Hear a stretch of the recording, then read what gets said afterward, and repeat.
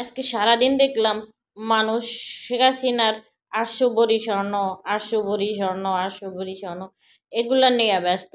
কেউ কি একবারও ভাবে না যে বস্তির লক্ষ লক্ষ মানুষ এই শীতে কোথায় যাবে, কই যাবে, কিভাবে থাকবে, এগুলো নিয়ে কেউ কিন্তু একটা ভিডিও বানায় নাই। আমি সারাটা দিন চেক করলাম, সবাই নিয়ে ব্যস্ত। শেখ হাসিনা 15 মাস লাগে গেল শেখ হাসিনার স্বর্ণ বের করতে। তো এটা কেউ বলে না।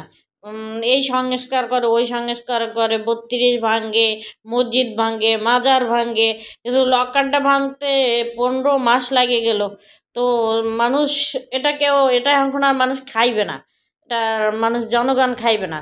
কেউ কিন্তু দেখি না যে ভিডিও বানায় একটা, যে আরে এই লক্ষ লক্ষ মানুষ এই শীতের মধ্যে কোথায় যাইবে, শীত রাত নামলেই শীত নামে চলে আসবে।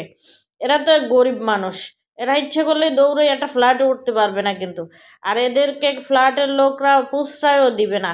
তো এরা কই যাইবে? কাউকে দেখলাম না এ নিয়ে কোনো চিন্তা করতে, এ নিয়েও কোনো ভিডিও বানাইতে। সবাই আসলে শেখ হাসিনা 800 ভরি স্বর্ণ, শেখ হাসিনা 800 ভরি স্বর্ণ, শেখ হাসিনা 800 ভরি স্বর্ণ। আচ্ছা ঠিক আছে, শেখ হাসিনা তো বলেই দিছে, সেটা যদি 800 ভরি স্বর্ণ থাকলে এভাবে অনলাইনে না এসে সেটা দেখাইয়া পরে ওই জনগণরে দাও, ওই লোকগুলার দিলে তো এই মুহূর্তে উপকার হবে। তো সেগুলো দাও, তা না করে ফেসবুকে শুধু শুধু মন্তব্য করে কি লাভ বলো? তোমরা জনগণের ধোঁকা দিয়ে এগুলো বলে বলে কি লাভ পাও? এগুলো বলে জনগণের ধোঁকা দেওয়ার কোনো মানে নাই।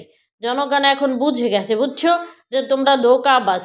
তোমরা শুরু থেকেই ধোঁকাবাজ, শুরু থেকেই বোকা বানাই মানুষরা, নিজেরা লুটে পুটে সবাই এক একজন বাড়ি গাড়ি এগুলো মানুষ চোখে দেখতেছে, বুঝছো। আর বোকা বানানোর সুযোগ নেই মানুষের। এগুলো মানুষ এখন হাসনাদের কি ছিল, সার্জিসের কি ছিল, মাহফুজের কি ছিল, আসিফের কি ছিল, আর আজকে ওদের কি আছে, এগুলো কিন্তু মানুষ দেখতেছে চোখে।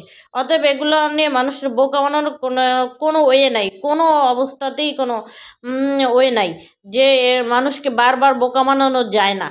তোমরা কেউ বস্তিবাসীর নিয়ে কেউ ভাবতেছো না। সবাই শেখ হাসিনার স্বর্ণ, শেখ হাসিনার স্বর্ণ।